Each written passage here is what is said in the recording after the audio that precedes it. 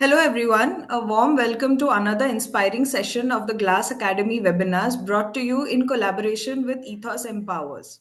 We are excited to have you join us as we continue to explore how thoughtful design, material intelligence, and environmental responsiveness can come together to shape the built environment.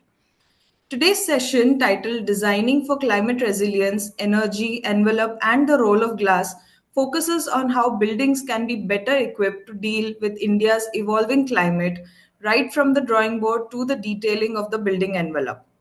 From thermal comfort and energy performance to passive strategies and smart facade design, today's conversation brings together ideas that are rooted in science and driven by design intent. To lead us through this engaging discussion, we are joined by two experts whose work sits at the intersection of architecture, research, and sustainability. Please join me in welcoming Dr. Purva Keskar and architect Vinita Lulla, whose collective experience spans teaching, architecture, practice, and deep explorations into climate responsive architecture and building performance. We are honored to welcome Dr. Purva Keskar, an ESG strategist, environmental planner, and partner at VKE Environmental, a firm known for its work in ESG, energy conservation, and green building consultancy. With over a decade of experience, Dr. Keskar has led projects across environmental impact assessment, sustainable architecture, and urban planning. She's an NABET accredited EIA coordinator and serves on several expert committees, including the Bureau of Energy Efficiency (GRIHA) and the High Level Monitoring Committee for Mahabaleshwar and Panchgani's Eco Sensitive Zone. Her work has earned her several awards, including the Asia Pacific Women in Green Building Leadership Award 2024, the Green Champion Award by IGBC, and the Akara Award by the IIA.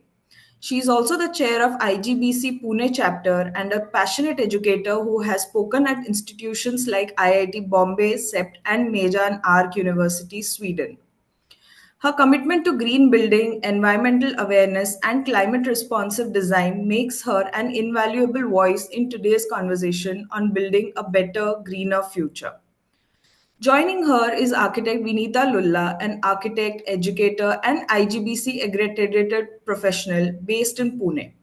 She brings a unique blend of experience in sustainable architecture, environmental systems, and hands on mentorship. Vinita is a core faculty member at SMEF's Brick School of Architecture, where she leads architectural design studios and lectures on building services. Under her mentorship, students' teams have excelled at platforms like the Solar Decathlon India, AIS Design Olympiad, and the Charles Correa Gold Medal. Her contribution to climate sensitive education has recently recognized with the Outstanding Faculty Award at the 2025 Solar Decathlon India Finals. With a master's in environmental architecture, her work spans green building certifications, interior architecture, and sustainability research at both building and urban scale. She also consults with VKE Environmental on high performance buildings, projects, and green documentation. So, without further delay, let's welcome architect Vinita Lulla and architect Purva Keskar and get ready to dive into an eye opening conversation on how thoughtful design decisions, right from climate data to material selection, can help us build smarter, more energy efficient, and future ready spaces. Welcome, Dr. Purva and architect Vinita. Yes, thank you, Ethos, for having such a wonderful platform for interaction and taking these topics which are really relevant in today's times when we all are facing climate change and building contributing to almost 35% of carbon emissions. I think it's a very relevant topic. Thank you again. And it's in fact a pleasure for me and an honor to share this with ma'am, who's been my mentor and whom we all look up to at Brick and outside as well. So yeah, thank you for the opportunity. Thank you so much for being a part of this webinar. So let's dive right into the questions and let's explore a little more on the topic. My first question is to Dr. Purva. You've worked extensively in the field of environmental architecture over the years, both in research and teaching. Could you tell us what initially drew you to this field and what continues to keep you motivated? Yeah, so my interest in green was not, didn't start with the green thing. I was more interested in climate responsive architecture. And that was a time when environment was not the center of any kind of, attention. And I was teaching the architecture syllabus. And later, when I got introduced to green buildings and so forth, somewhere around 2004, when Eco 3 was taken up by Bureau of Energy Efficiency, and later USID also thought of funding Science and Technology Park Pune to develop a rating system called Eco Housing, specifically for the Pune region and for Pune Municipal Corporation. And that is a time when actually when I was teaching the building physics aspects of it, I realized that green building consultancy, or rather green building uh, knowledge would kind of really plug well into the building physics aspects that I was teaching. So that kind of triggered my interest, and I thought of looking out for a master's course in energy and environmental architecture. And I was surprised that there wasn't any course around that time in 2004 which was concentrating and focusing on environmental design per se. There were courses like environmental planning in CEPT and SPA, but hardly anything which married environmental planning as well as environmental design. And therefore, in 2004, I proposed a structure which was then, validated by Council of Architecture and then by Pune University. And I was really proud that time that BNCA, which was an institute in Pune, could do this, and we could start a course which was Masters in Environmental Architecture way back in 2006. So since then, I started teaching building physics, and I realized that, the deeper you go into the building science aspects of it, you actually start enjoying and learning as to how the building behaves. Because most of the time in architecture, we are looking at aesthetics, we are looking at aesthetical grammar and subjective aspects of architecture. But the science, building science aspect was ignored around that time, is what I felt. And we fail to start looking at architecture in terms of quantitative analysis. We are looking at it more through a qualitative lens. So numbers, figures are something which you start looking at when you start understanding how the building behaves. And therefore this interest continued. And today we know that environment and building science and building physics are the building blocks of green buildings. So certification is something which is incidental, is what I believe in. And I think it's the building behavior which excites you. So not only building science, but what kind of environment you're creating inside now for people. So earlier we were talking of how can we contribute to the planet and balance the profit. But now I think it is more about how do you look at and work for the people who are occupying these buildings. So my interest has kind of then shifted to people, and therefore my PhD in understanding and evaluating indoor environment quality was something which kind of satisfied my urge to understand how people would get affected by what we are doing, how we are designing our buildings with the help of building physics and building science. That's really insightful, ma'am. I'm sure it would have been a very important step long back in 2004, but it has proven very fruitful today for a lot of young architects who want to get into this particular field. My next question is to architect Vinita. Your career has spanned teaching, research, and curriculum development around sustainability in architecture. What role do you think architectural education plays in preparing students to think critically about climate and resource challenges? Yeah. So architectural education, it does play a pivotal role in shaping the future of the professionals, especially, how they perceive climate and also tackle the challenges when it comes to harnessing the resources. So it goes beyond actually teaching design skills. It's about cultivating a mindset that is sensitive to the environment and also sensitizing the young minds about the social impacts of the built form. So through teaching, research, and curriculum development, I've come to a realization that both climate literacy and even making the students aware about the various systems, it's very important. And they shouldn't just understand numbers. It's beyond just the climatic numbers. It's about how their design, impacts the energy use, water use, and the material resourcing, and how and it's more about the community well-being as well, the occupant comfort and the community well-being.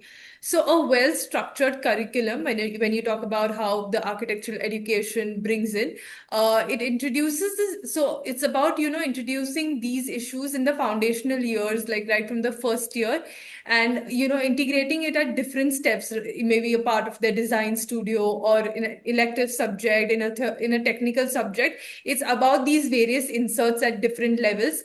And along with that, when you start with the site, you talk to the site, understand it. It's about the site and site context.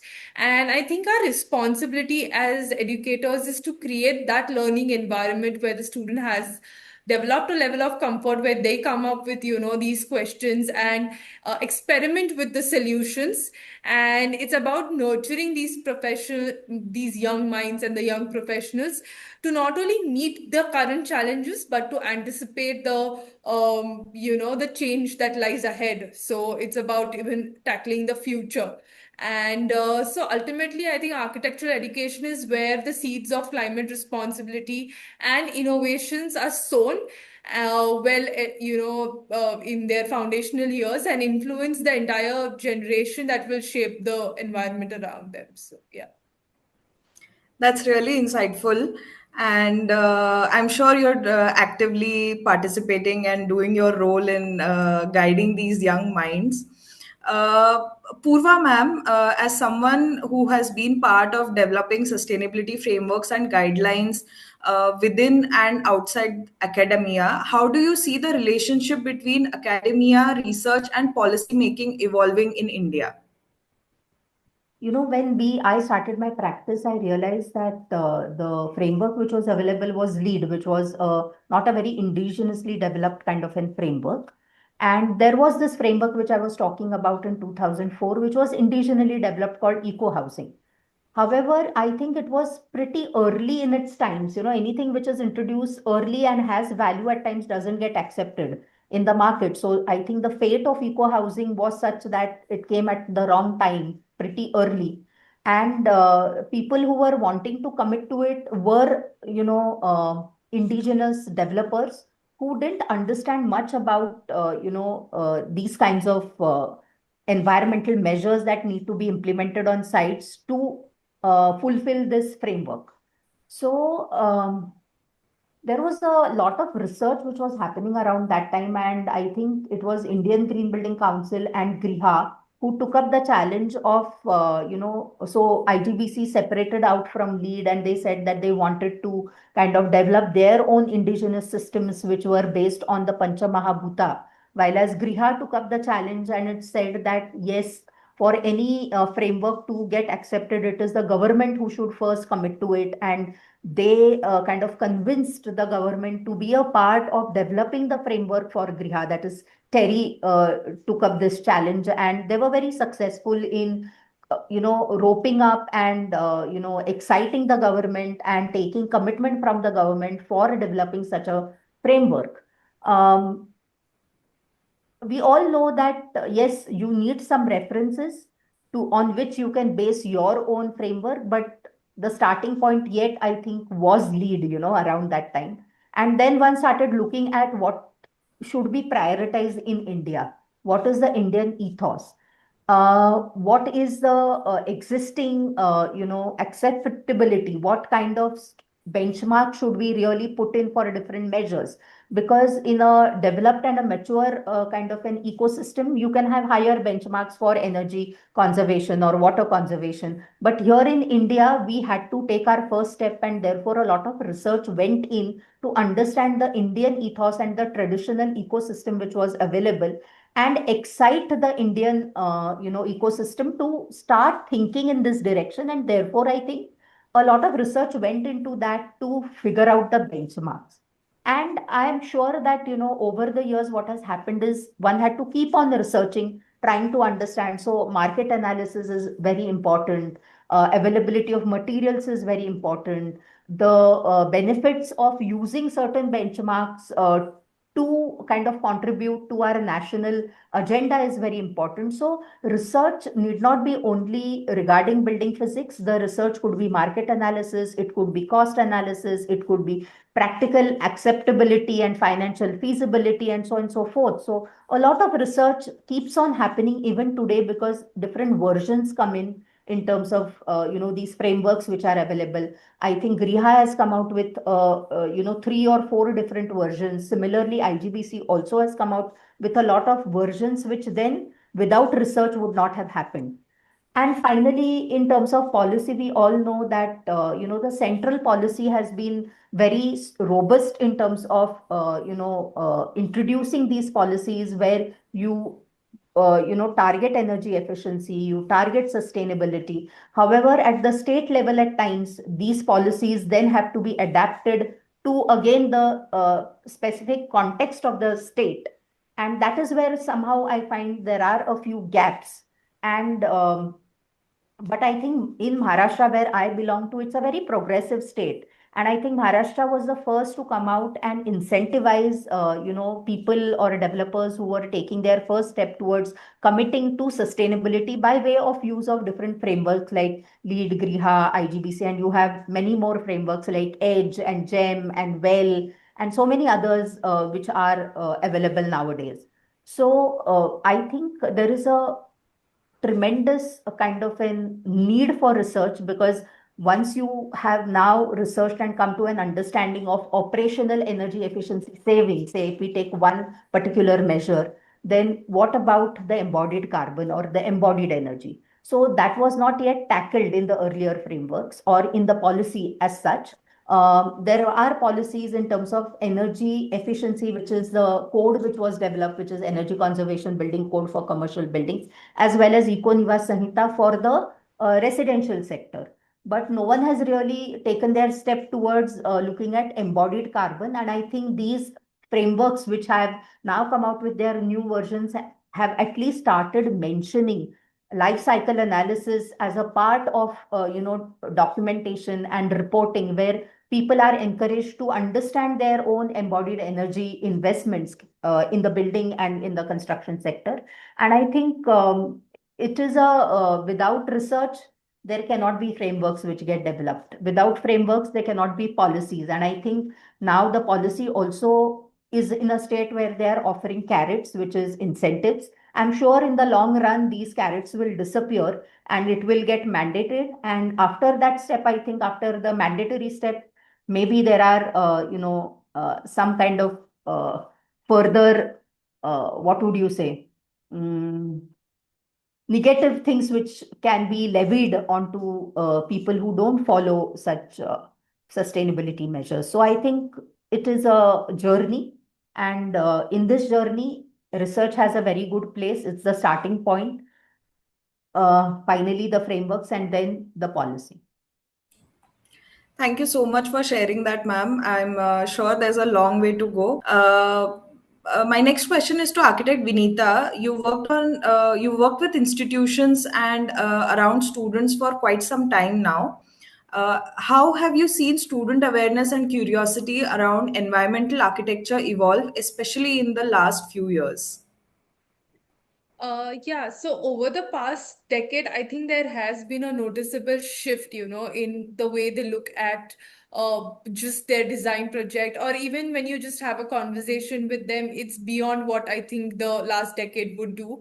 And it's about, their sustainability earlier used to be like maybe, an insert later after design, but right now they look at it as a part of their the process, the site understanding, or the dialogues with the side. They look at it as a part of their design, not as something, not as a plug-in which comes in later.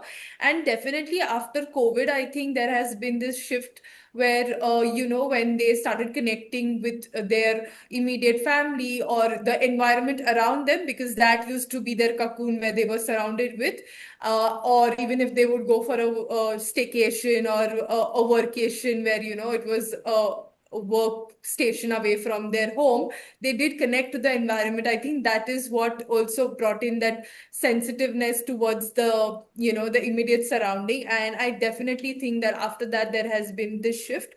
And also apart from that, they have these questions about for whom are we designing, what is the long term impact of this, and how do I take this particular decision. I mean, also at Brick, especially what we do is this germ of sustainability is right from their first year, embedding it across the curriculum till their fifth year in various subjects. So in their second years they have climatology, third year services. In their design studio, it could be one of their major aspects where they look at climate and design. We have electives surrounded with climatology and facade design, and students take part in various competitions, one of them being solar decathlon, or even the AIS when they look at sustainability or energy efficiency as their core concepts. The students get acquainted to all these terminologies right from their first year. And apart from that, there are various club activities, like we have the Green Club or the Center of Excellence for Environment and Sustainability.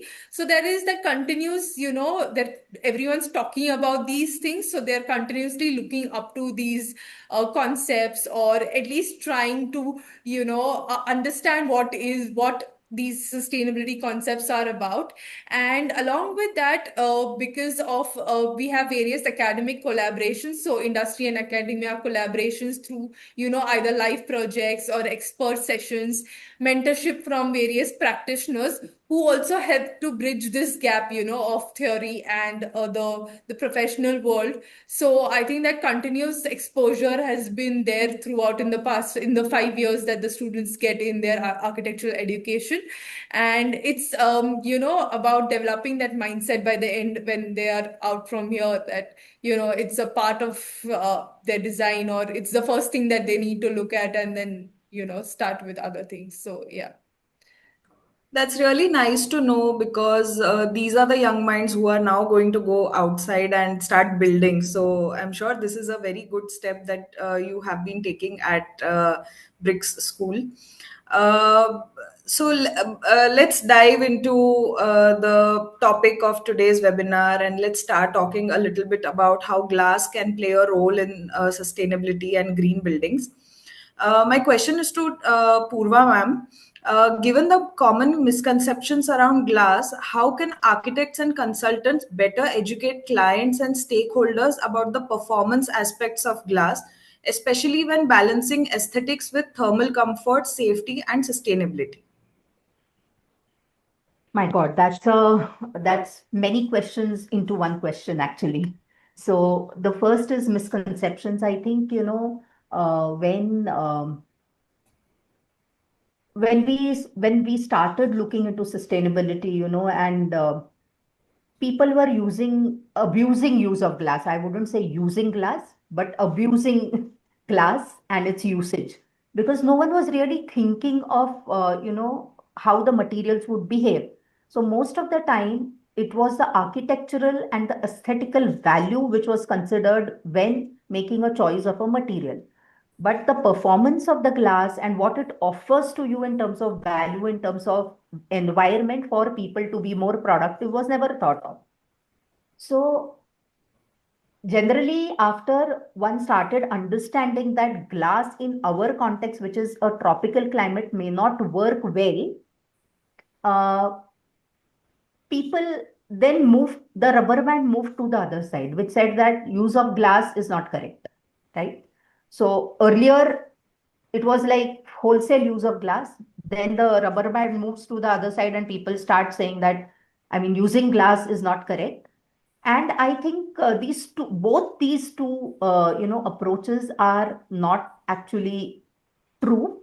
There's a lot to it, And when I was heading the master's course, we had done a exercise where we said that can a building be a glass box and yet be sustainable? So that was a kind of an hypothesis which we started working with, because the rubber band that time was being pulled and said that, glass should not be used. And we realized that no, it's not the case. I mean, making a glass box also could be sustainable if you use it in the right way, if you design other elements appropriately along with the use of glass. And of course, what kind of glass? Glass also cannot be generalized. You can't say glass in one breath and feel or believe that all glasses would behave in a similar way, right? So appropriate choice of glass is also very, very important. Now, when you talk of, misconception, this idea that glass performance cannot be generalized. One has to look at glass in two, three different ways. One is in terms of its behavior, in terms of heat, because we don't want the heat. Behavior in terms of visual connection, which is very, very important. Right. So these are two things. And right now we have no other material which will give us that kind of transparency, which is really required for our mental health. When you are sitting inside 95% of the time, you are inside space. And we need glass, because without which the connectivity is not possible. And even the frameworks have acknowledged this kind of a thing, where they say for how many people are you really giving outside view, how much are you really connecting them to the outside. So once we agree that glass is needed, then you start thinking of, okay, how much glass, where do you put this glass, right? And how much glass? Yes, 40% of the total. So there was a thing which talked about window to wall area ratio, and there was a benchmark which was developed which said that anything more than 40 may not be good. I'm saying may not be good. It could be good if certain typology demands it, but then you will have to think of what kind of glass you use and how do you reduce the heat that is going to come in through the glass. So 40% WWR, which was a benchmark, developed, and we started looking at can we be lesser and lesser. So in the residential, we have realized that anything below 19 WWR would be a good thing to do, because anything more than 20 would get in more heat. So through the practice, these are the numbers which have come up when we started doing research, as to what is the optimum WWR for residential buildings. And when we say window to wall area ratio, we are assuming that the windows are having glass. Okay.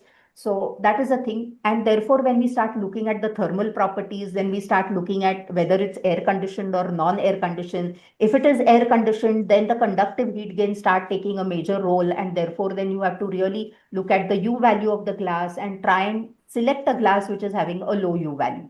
Similarly, you start looking at solar heat gain coefficient. Even though your building is naturally ventilated, the solar heat gain is going to matter. And therefore, you start looking at the solar heat gain coefficient again, which is a ratio of how much heat is going to come in, depending on what is falling on the glass. So lower the SHGC, better. So these were the kind of numbers and things which you start looking at into the technical sheets of the glass, which was never looked into. You just looked at whether it's a gray shade or a blue shade or a whitish shade, and then made a choice. But now that you are aware that you have to look at a glass for its technical data, then you start looking at U value, start looking at SHGC. But there is one more important thing, which is the reflective coefficient of the glass. And in my practice, there was a blunder that we made, because we looked at U value and SHGC and not looked at the reflective index. And what happened was the building was curved, like the lower story of the building from where the entrance was supposed to happen was envisaged by the architect as a glass kind of reflective diamond kind of an aesthetical value. It was lending to that building by putting in that glass. Now we looked at, because the glass quantity was more, the area was more, we started looking at the U value SHGC, but the reflective coefficient was not looked into. And then we get a call from the project proponent saying that people who are entering are seeing themselves distorted. Because when they are entering, they are seeing a reflection. Now, this reflection may not be very true, an image, right? So then it dawned on us that if we are reducing the heat gain by way of having larger reflective index, then it's not correct. And where are you putting the glass? So because it was being put at the ground floor, one had to look at that value as well. And then again we did mock up, and thankfully we changed only the ground floor glass, because this entire thing was like a curvilinear surface right from ground floor to sixth floor. So only the first floor is what we changed. We kept it to a low U value and low SHGC, but we reduced the reflective, index of that glass. So these are the learnings which happen when you start working with glass and when you start understanding the glass. It's like an animal. So it works differently in different contexts. So it's very important to understand how a glass works. That's a really very important understanding and experience you must have had with using glass and learning more about glass and its properties. My next question is to architect Vinita. In your experience, how have you seen glass being used to successfully strike the delicate balance between aesthetic appeal and high performance, especially in projects sensitive to climate and user comfort? Yeah, I think definitely like Purva ma'am mentioned, it's there has been a shift from just the visual or the aesthetic qualities to energy efficiency or looking at the properties, that entire chart that we look at before selecting the glass. I think there has been that shift, lately. And I just would like to emphasize moreover on how various projects in India have undertaken that. I think one of the good examples is where I am in Udaipur. Sanjay Puri sir has strategically used glass with deep recessed windows. So again, to minimize the solar gain while capturing daylight. So there are different strategies along with glass that come into picture, which could be incorporated. So instead of calling glass the bad man, you can just strategically use it at the right in the right orientation, considering your climate zone, or even in combination. For example, I think in the Pearl Academy, Jaipur, in combination of Jali, it has been used. So again, there has been a cutoff from direct heat gain, but yet filtered light is coming in, or even at the Infosys campus by Morphogenesis. So high performance double glass is used, but again it comes with economic an impact on that, but it depends on your project typology and what your client needs. So there is a way to work around glass is what I think, and we just need to find the right solution. And we get to the right like just using it in the right way. I think it is possible, just considering, and of course ma'am has explained it so well with her example. I think it's a learning for all of us when we are selecting glass to look at the entire that entire technical sheet of which comes along. And along with that, I would like the passive strategies, on how we could use it in combination with another element. I think that's very important. That's true. That's these simple strategies actually can help a building and a project and make a very big impact for sure. Ma'am, you were talking about the certifications and the other experiences that you had in the beginning. When working on green rated projects, what factors should one consider most critical in selecting the right glass, and how do these decisions align with the rating systems like IGBC and Griha? Yeah, so before I go to IGBC and Griha, I think Bureau of Energy Efficiency came out with energy conservation building codes, and they came out with benchmarks for the U values as well as the SHGC of the glass that is going to be used in a particular climate for a particular typology, and whether it's a 24-hour building or a day building. So they came out with benchmarks, and why those benchmarks? That in a particular climate you don't, these are ready-made figures which people can use, and it's like tips that don't use a glass having more than U value in this climate for this kind of a typology. So that is one.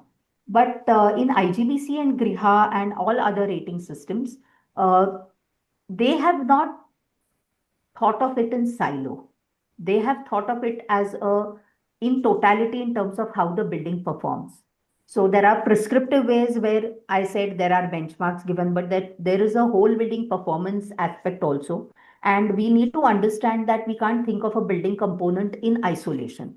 We have to think of it as an entire building and what is the performance of that building.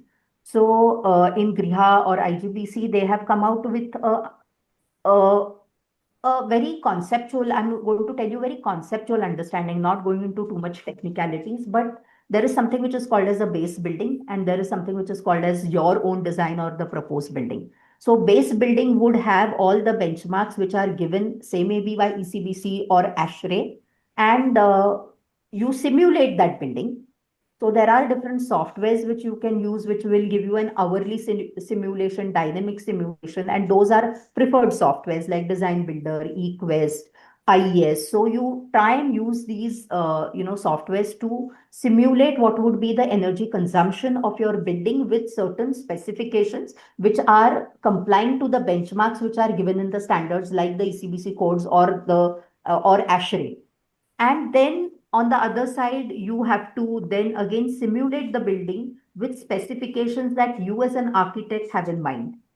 And then compare these two. So when you compare these two, one can easily understand that the moment you choose a glass which has low U value, low SHGC, you would have your energy consumption really reduced. So by way of changing the type of the glass that you're using, you can almost impact 5% of the energy use. So I think it's very important to understand these things. Also, skylights is where the glasses are used. And we all know that, in some of the versions, even ECBC version, they have said that don't have your skylights more than 4% of your roof area. So these are very quick tips. But if you have more, what is going to happen? Heat gain is going to be more. Then you better choose a glass which has higher, lower U value, more low SHGC, and better visual transmittance. So you should also get light inside, because the moment you have a lower U value and a lower SHGC, the light that comes in also reduces, because the solar radiation, certain frequencies are blocked and your light also reduces, but you want the light. Otherwise, what's the big point in giving a sky light? Okay, it is for light purpose.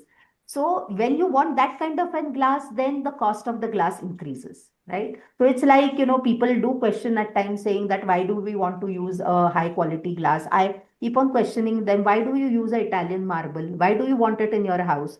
So there are certain decisions that you have to make, uh, and prioritize. So if you want certain things to happen, then the glass also has to be chosen which is appropriate. And then you can't, blame glass for the extra cost, because you have taken a decision. You are made to use that glass. Otherwise, if you had taken a very solar pattern decision in your building, where probably your building is rightly oriented on the south and north, having longer facades, then probably you would have not used a very high, performance glass. But now that you have taken a decision of orienting your building where the heat gain is going to be, where the solar radiation is going to be more, then might as well use a glass which has high performance, right? So I think IGBC, Griha, anyone would actually tell you that they would not mandate and say, don't use this glass, don't use that glass. That is a very flexible decision left to the entire team to take as to what glass to use. Ma'am, can you share a specific example where the use of performance glass or the type of glass contributed to improving a project's energy efficiency or helped earn green building credits? Yeah, we were working with a project called Enpro in Pimpri Chinchwad, and we were trying to, of course, earn a platinum rating. And we were also looking at how do we really, decrease the demand of energy. So the first approach that one has is reduce energy use, right? And that can be done through solar passive architecture. We all know orientation, WWR, choice of materials. So that was the first thing when we started looking at going towards net zero. We wanted to move towards net zero. So we had to really reduce our energy demand. If we had not reduced our energy demand and if we want to go net zero, then the investment in solar or renewable would increase if our demand is more, right? So one had to weigh and balance whether to invest in glass as a capital investment or whether to have a recurring operational OPEX more, because the OPEX would be to, probably have more electricity bills. But then we had to decide whether to invest in the solar PV or invest in glass. And we wanted good light inside, we wanted good environment inside. So we had to balance these things. And then we chose a glass which had a particular tint because the architect had certain aesthetic in mind. And for the south, east, and west, we used a DGU, but for the north, which was the frontage, and it had a lot of glass. But even then, when we simulated, we realized that for the north facade, we may not go for a DGU. We can go for a single glazed high performance glass, which considerably reduce the cost. So a blanket decision of using high performance glass on all the surfaces, all the orientation is not a very good idea if you want to, balance your cost. So this is where I feel that our choice, our, simulations helped us take this decision as to whether we should use a DGU or single glazed unit. And we could find a similar tint in a single glazed, which was matching with the DGU, and therefore the architect and the entire team was very happy when we made this suggestion. Ma'am, because we are talking about tints and glazing, between double glazing and performance coated glazing, what do you think is the most effective solution for building an energy efficient structure?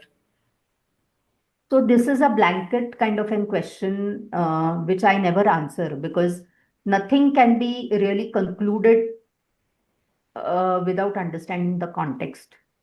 So whether to use a DGU or a performance glass or a e-coated glass, or what kind of glass, e-glass, what glass do you use depends on the context. I always say that everything depends on the context. You have to understand the context and then take decisions. And maybe in the same buildings, you can have three different types of glass for three different facades, and how the architect really wants to treat the facade. Everything depends on that. If you had to talk about a kind of glass which is low carbon glass, how do you see the role of this particular low embodied carbon materials that have been evolving, and what role does it play in the building certifications and design strategies? I think, like I said earlier, the focus was on operational energy efficiency. And now that we have taken our journey in that, it is very important that we start controlling our embodied energy, right? So we all know that there are a few materials like cement, steel, glass, which are high embodied. And that is one more questions which generally ask as to how can you call glass sustainable when the embodied energy is high. Uh, but I think there's a lot of research which is happening. And like I said, in this field, every day there are new things which get developed and address the problems and concerns of climate change. So it's important to have a alternative in glass which would be having low embodied energy, because embodied energy is something which is a capital energy that is invested in a building, and it would stay there for 100 years, like for one to really repent as to why did I use this particular material and now I can't take it off from the building. So it's very important to do this comparative analysis for the embodied energy and also balance it with operational energy. So at one end, you are probably reducing the operational energy by choosing a high performance glass, but at the same time, the embodied energy of high performance glass would be slightly more than the embodied energy of a normal clear plate glass. So such kind of balancing out now is being thought of, and the frameworks are now also asking us for these things, in terms of how are your operational energy savings compared to your embodied energy investments. So this is a first step now they have taken. It is, I think, a nascent stage yet, but I think it will be more and more explored by people, and it will get more and more mature, this kind of analysis. Thank you so much, ma'am. My next question is to architect Vinita. Do you think students and young professionals often overlook the technical performance of glass in their designs? How can they begin to integrate performance thinking into their design process? Yes, I definitely think, and in my experience, be it students or even young profession, they often, focus on the aesthetic qualities. Even, I have made that mistake back then when I was in my architecture school. It was more about aesthetics for me, and I'd overlooked those values. But, after getting acquainted to all of this, or even doing my master's and even working in the field lately, and when I look back, I realized that, oh, this could have been done better.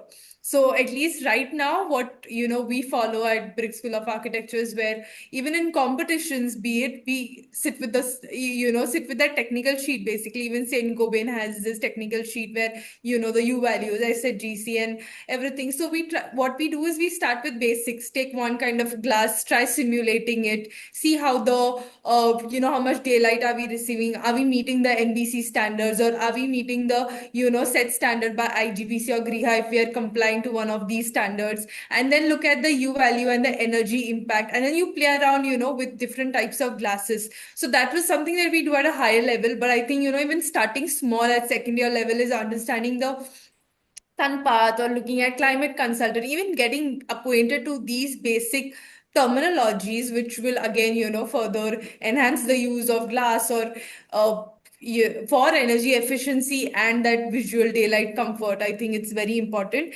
And yeah, I mean, you start small, but then you take them throughout with the entire 5 years with different types. So then by the end, when they are young professionals, they at least have an idea. And if not further, they could, work with facade consultants or even the consultants at where at Saint Gobain or at any other glass manufacturer. They would also at least handhold them in the initial days with respect to what type of glass and what are their consequences or even the economic impact of them. So an holistic approach to selection of glass right from the designing stage, I think, which will help them move back and forth in their design iterations as well. So yeah.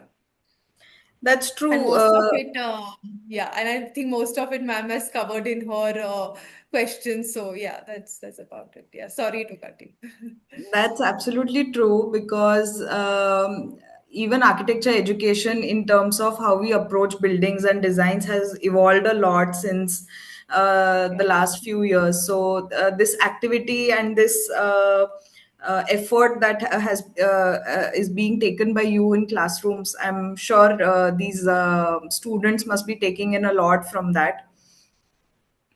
Purva ma'am, looking ahead, what excites you most about the future of glass in the built environment? I'm just waiting for the glass to start generating energy now.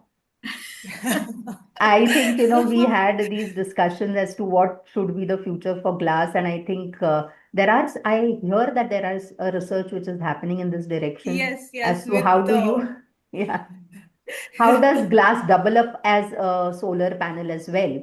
So if we are able to do that, I think it is going to be like a voila moment. Definitely, definitely. That's exciting, and I'm sure if that does happen, it's going to be a huge revolution for a lot of buildings and for designers. Ma'am, there are a lot of these certifications that we spoke about throughout the webinar.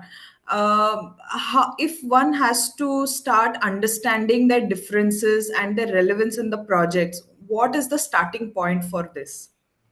I mean, you really need to understand the nitty-gritties and what is the objective of getting the certification. Okay.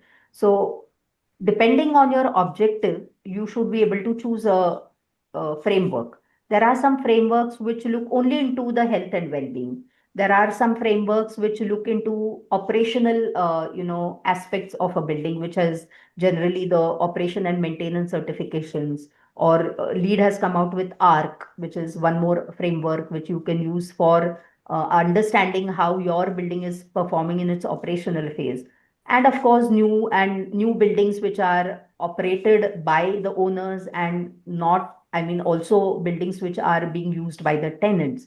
So depending on the typology of the building, what phase of the building you are really looking to use the framework for. So everything depends on that. And some frameworks like Edge, would give you the life cycle analysis in terms of your carbon footprint immediately as you start entering the information of your project into it, and you need not know anything about carbon accounting. And they have embedded certain things in the framework itself, and the app that they have, the portal which they have developed would give you LCA immediately, but they don't look at the site aspects at all. So Edge doesn't really look at whether you are taking care of the soil, or you are taking care of the people who are constructing, or you're taking care of maybe the biodiversity on the site, and so on and so forth. So if you have a site and you want your project to be third party certified, of course, as I always say, it should be incidental. So you can do whatever you can at the ground level for making your project sustainable. And after that, if you have these issues that you have a very tight site and not able to do anything in terms of site measures, then you would go and choose Edge. But if you are really doing a lot of efforts in terms of creating a good microclimate for your people, for that building to occupy, you're taking care of the biodiversity, then you can use the other frameworks. And typically, there are many, reasons. If I start pointing them out, there are many differences between these frameworks, and you need to understand the project, the objective, and then take a call as to how to choose that framework. Thank you so much, ma'am. Architect Vinita, you have been around students for some time now. What are and you have also been in the sustainable energy department. So, what are the steps for someone, especially students or young architects, to become accredited or professionally involved with any of these green ratings systems? So I think it's more about starting small, just downloading the ratings manuals are available online. I think most of them are available online, be it IGBC, Griha, LEED. And if you go to see, there are all of them have similar parameters. They talk about energy, water, material, definitely, and thermal comfort, which I think is the essence. So once your building occupant is comfortable and you are causing less harm to the environment, you are at least halfway in the game. And I think just downloading those manuals and going through them, where you realize how these are interlinked as well. There are overlaps between the parameters they're talking about. Maybe just their percentages would differ to what extent they need to comply. But just going through them, or even attending these workshops, and there are workshops offered by GBC Grihar about these 5-day workshops, or attending seminars, even just getting acquainted to the terminologies. At this point, I think it's good for them and good for them to get acquainted to such terminologies. And apart from that, even if you take for me, since I handle the competition portfolio at Brick, for me it's just like, if you participate in one competition, give it your best, you at least know the entire process of taking into consideration, right from your passive strategies to then your active strategies, then material selection. So that entire process you're already following as if it's your life project. So I think that is something that students could take up. Easily download some the manuals, look at the few tools that are available online. Most of them are free. There are plugins for SketchUp and Rhino available. And with students being so technologically savvy, I think they love doing anything on the software, and they want to be the best at it. So I think for them it's the softwares which grab their attention, a little bit of notes, or then taking part into competitions, because it's very competitive for them also to give their best. So I think these are the few things they could take it up in their initial architecture years, to at least get acquainted to what the green building is all about. You have successfully built a career around sustainable energy and certifications. What is one actionable step you'd recommend to students or young professionals who want to build a career around climate responsive and sustainable design? Um, you mean after they're graduated or Yes. during their After they uh, graduate. I think they should probably go and intern or work in in a firm that deals with because I've seen the difference of both, where I directly went into my masters, and whereas I know students whom I guide right now, where they've taken up their internship or they've worked for a year with an architect who's dealing, or with basically a firm like VKE, or any other firm that deals with these things. The way you look at it completely changes, taking your master's degree and then taking experience versus taking an experience and then going in for your master's degree. The whole game changes. So I think interning or taking up a job and getting used to that environment and then taking up doing your specialization is what I think I would give. That would be something from my end for the young professionals.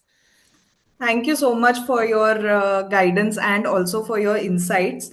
Purva ma'am, my last question to you is, looking at your own journey, what mindset or value has helped you stay committed to environmental thinking in your work?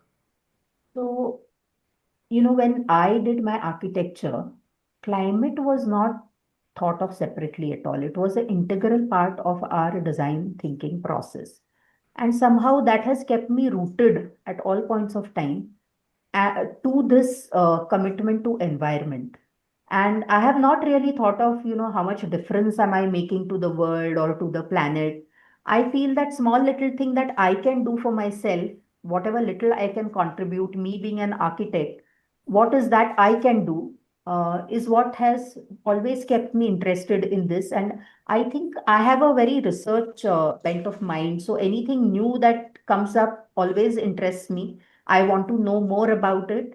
And as we are understanding that climate change is becoming more and more intense, there are going to be unpredicted future scenarios which we'll have to deal with. And such kind of, calling of the unknown and unpredicted scenarios always keeps me engaged, to understand what the future is going to be and how we can be, like at a personal level, how can I make a difference. So that has kept me, going. Every day there is a new challenge. That is what keeps me going. Thank you so much, ma'am. That was truly very insightful. And with that, we come to the last segment of the webinar. I would like to thank you both for sharing your time, knowledge, and insights with us today. The session has truly helped us to go beyond the surface, deepening our understanding of how thoughtful choices, including materials like glass, play a very crucial role in creating environments that are not only visually compelling but also responsive, resilient, and responsible. From understanding certifications and performance metrics to rethinking design decisions through a climate conscious lens, this conversation has been a masterclass in itself. To everyone in the audience, students, educators, and professionals, we hope today's discussion has sparked new ideas and encouraged you to look at everyday design elements through a more intentional and informed lens. Thank you for being with us, and we look forward to seeing you in the next Glass Academy webinar.